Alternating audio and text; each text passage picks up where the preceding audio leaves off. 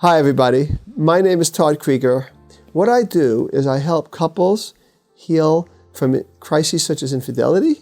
I also help couples increase passion and rekindle it. And I also help individuals heal from trauma using EMDR, eye movement desensitization and reprocessing. A lot of couples come to me and they're dealing with a family member, it could be a spouse, where the person has mental illness. And that brings on its own set of challenges. So this video is about how to do the best you can when you're dealing with somebody who is mentally ill. I mean, how to be most helpful, but also how to take care of yourself through the process. It's very important. So I'm going to give you 6 tips that will help you when you're supporting a loved one, again, whether it's a spouse, a parent, a child, a sibling who has mental illness. The first thing is you want to inform yourself with as much information as possible, and the right information. You want to go to reputable websites, for example, such as NAMI, the National Alliance for the Mentally Ill. That right there is going to be a great resource for you. And there are others. You might have physicians, psychiatrists that you may know, or you may know parents that have gone through that when they have kids that have had these issues, or other family members. Seek the people out that you trust. Don't do it alone.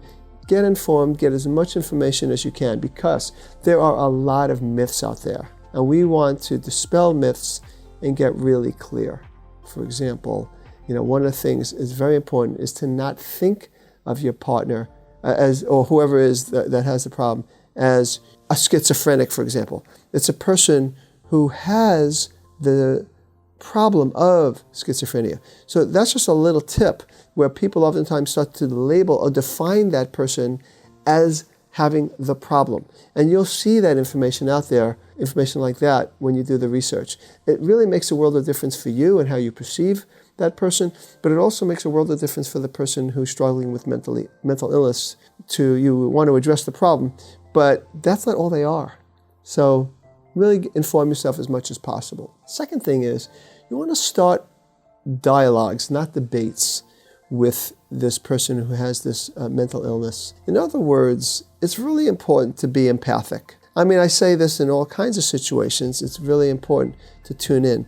But if you are going to increase your chances of having an impact, then you want to show empathy. It can be very frustrating when you're dealing with somebody who has mental illness and maybe refuses to take medication. And maybe they've read something that makes them scared, or maybe they're paranoid about taking the medication, or a variety of other things.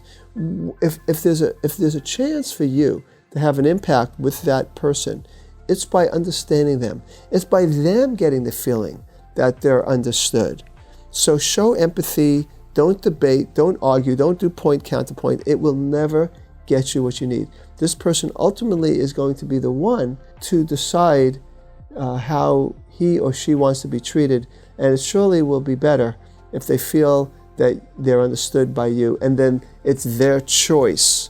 Even with your guidance, you can educate from what you got from these other people I talked about in tip number 1, but don't debate, dialogue. Okay, I'm about to say something that sounds like a contradiction. Tip number 3 is, however, in cases where there's an acute, psychiatric problem, like a psychotic episode where it's significant, or the person is seemingly suicidal, that's when you forget about the empathy, and you make a decision, and you act, and you get the person in a hospital.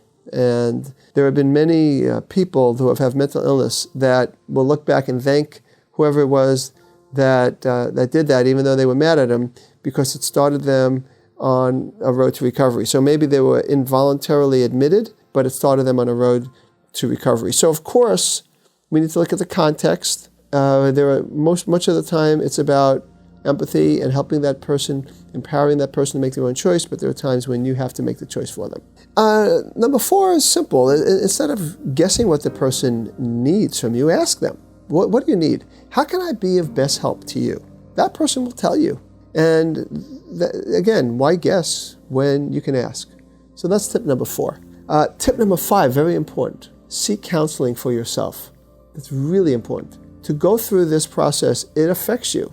it can actually be traumatizing, especially if it happens suddenly and you've lost somebody that was a certain way. You've lost that person, at least a big part of that person, to this illness.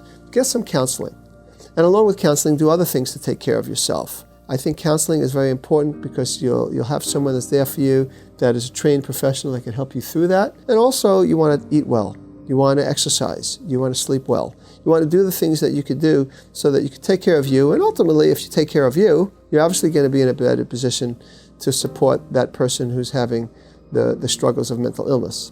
The last thing is, check out support groups in your area. I mentioned NAMI, the National Alliance for the Mentally Ill. They have support groups all over the place.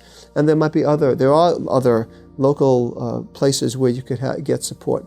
Very, very important. So just in conclusion, I want to tell you that you want to make sure, in line of taking care of yourself, pace yourself, don't overextend yourself, know your own limitations, know what you could do. And then the other thing is, remember that it may not be apparent sometimes that you're helping, but your support, your patience, and your understanding is helping. So look for that, acknowledge yourself for that, and along with that, realize that recovery isn't oftentimes a smooth road or a quick road. So be kind to yourself, be patient with this person, and just know that you are making a difference. You make a difference. I've heard this from people that have struggled with mental illness, that the most important thing was the loved ones that were there for them. So on the link below, if you click on that, it's a resource that I'm providing you that I wrote up that basically gives you some holistic interventions.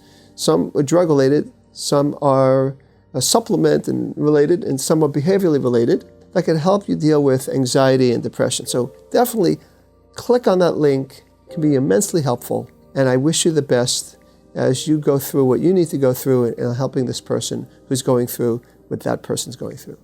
This is Todd Creager, making the world safe for love.